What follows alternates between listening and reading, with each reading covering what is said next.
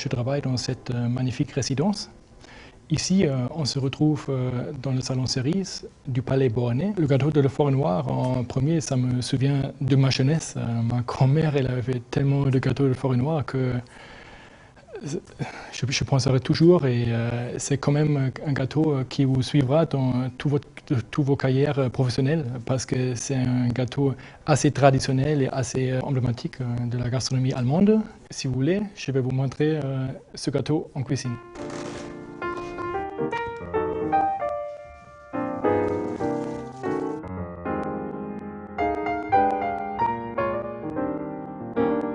En fait, il y a trois théories pourquoi il apporte son nom.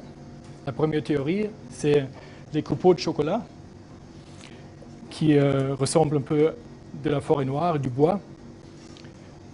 La deuxième théorie, c'est l'eau de vie Kirsch qui donne le nom Schwarzwälder Kirschtorte. Ça, c'est un ingrédient très important. Et troisième théorie, qu'il y avait déjà un gâteau avant qui s'appelait Schwarzwaldtorte. Et c'est ça qui a apporté le nom à la forêt noire.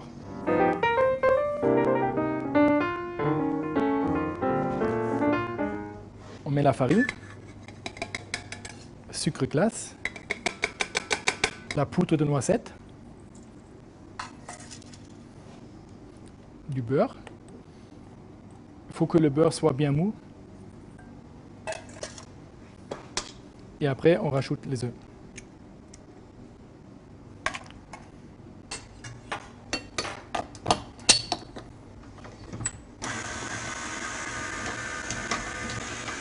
Une fois la pâte sera finie, on va la mettre au frigo, qu'elle se repose, parce qu'on ne peut pas la travailler tout de suite. Il faut qu'elle se repose pendant 30 minutes, 40 minutes. Et après, on peut la travailler.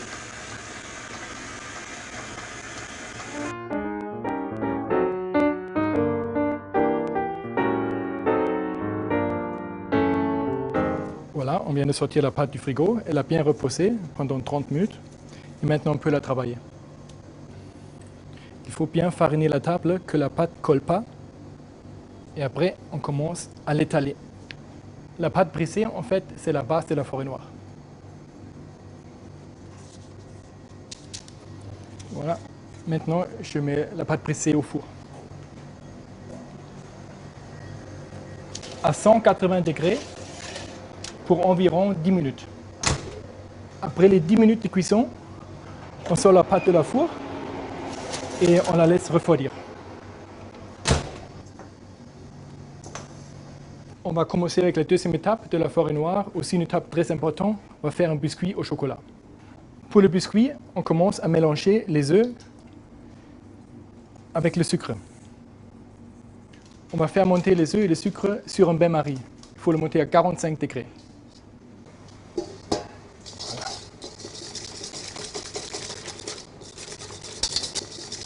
On ajoute la sucre glace, la poudre de cacao,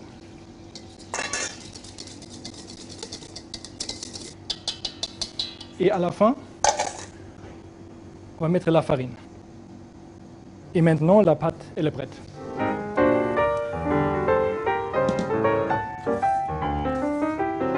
Maintenant, je suis en train de préparer le moule. On va mettre un peu de pâte brisée autour. Ça évite que la pâte coulera. Une fois que la moule est préparée, on prend notre pâte et on la verse dedans. Et on la mettra au four à 200 degrés pendant 15-20 minutes.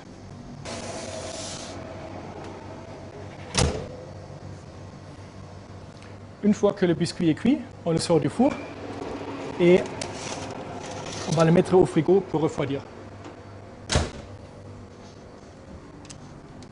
Après une bonne heure au frigo, on va sortir le biscuit et maintenant il est bien froid.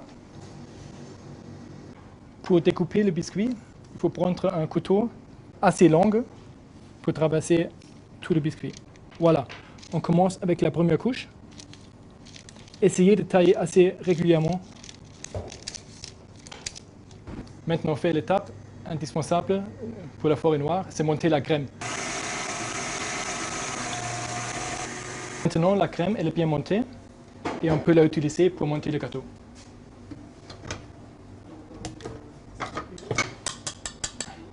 Maintenant, je commence à monter le gâteau et pour ça, je prends la confiture aux cerises, je l'étale finement sur la pâte pressée.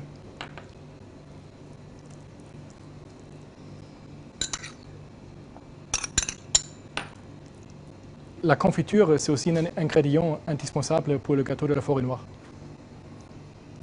Voilà, la confiture elle est bien étalée et je commence à mettre le biscuit. On met la confiture en fait pour bien coller le biscuit sur la pâte pressée. Après, vous pouvez appuyer un peu que ça colle bien.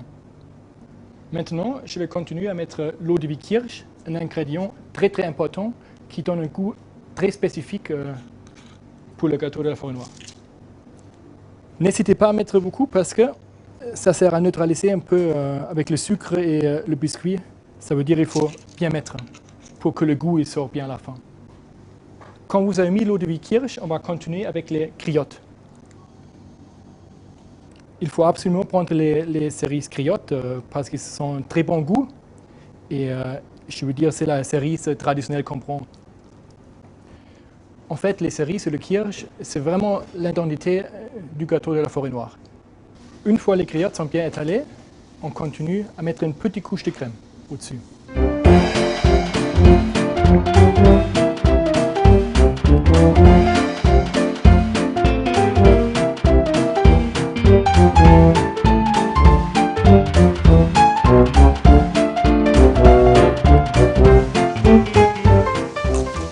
Quand on a terminé à mettre la crème, on va mettre le gâteau dans le frigo pour qu'il se repose un peu, pour qu'il brûle, parce qu'on ne va pas arriver à le couper comme ça. Il est trop mou encore. Ça veut dire le mieux, c'est si vous le laissez pendant au moins une demi-journée au frigo. On va maintenant procéder avec la décoration. Il y a des choses obligatoires pour la décoration, c'est les coupeaux de chocolat et les cerises confites. Le reste de la crème, je vais monter tout à l'heure, je vais la mettre dans une poche pour pouvoir décorer le gâteau.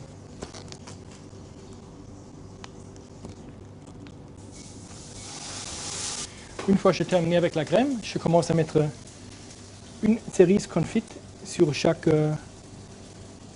point de crème. Je vais mettre les coupeaux de chocolat. En fait, c'est la dernière étape qu'il faut pour terminer le gâteau.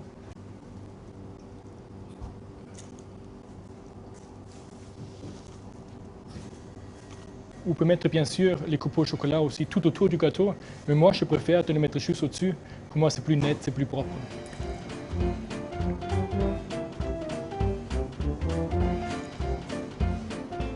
Et voilà, maintenant le gâteau de la forêt noire est terminé.